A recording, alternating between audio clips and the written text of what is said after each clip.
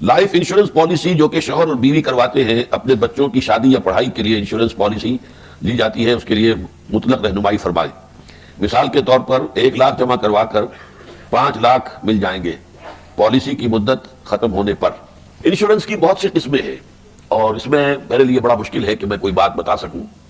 یہ سوال ہے کہ انشورنس جو ہے یہ اس کے اندر جس طرح کی بات ہوتی ہے، فرض کیجئے کہ آپ نے کسی جگہ پر پریمیم دینا کسی وجہ سے آپ مجبور ہو گئے، نہیں دیا آپ نے، تو بعض جگہوں پر یہ ہوتا ہے کہ سارا آپ کا پہلے دیا ہوا ہردم اب کچھ بھی نہیں ملے گا۔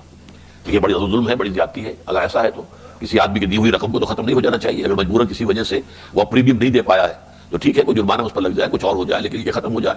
لیکن یہ ہے کہ اس میں اصل شے جو ہوتی ہے وہ یہ ہے کہ چانس پر انسان جو ہے دار و مدار رکھتا ہے۔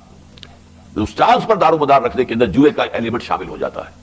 اور نمبر 2 یہ کہ یہ انشورنس کمپنیاں جو ہیں یہ پھر انویسٹ کرتی ہیں سودی سارے بزنس کے اندر، لہذا یہ جو رقم بنتی ہے 1 لاکھ کا 5 لاکھ بنتا ہے، کیسے بنتا ہے، کہاں سے بنتا ہے؟ یہ کسی کاروبار کی وجہ سے تو نہیں بنتا، یہ سودی معاملات کی وجہ سے بنتا ہے۔ اس لیے یہ چیزیں جو ہے ان سے بچنا چاہیے، اللہ تعالیٰ پر توکل کرنا چاہیے۔ اللہ تعالیٰ آج دے رہا ہے، ہماری ضروریات پورا کر رہا ہے تو کل بھی کرے گا انشاءاللہ۔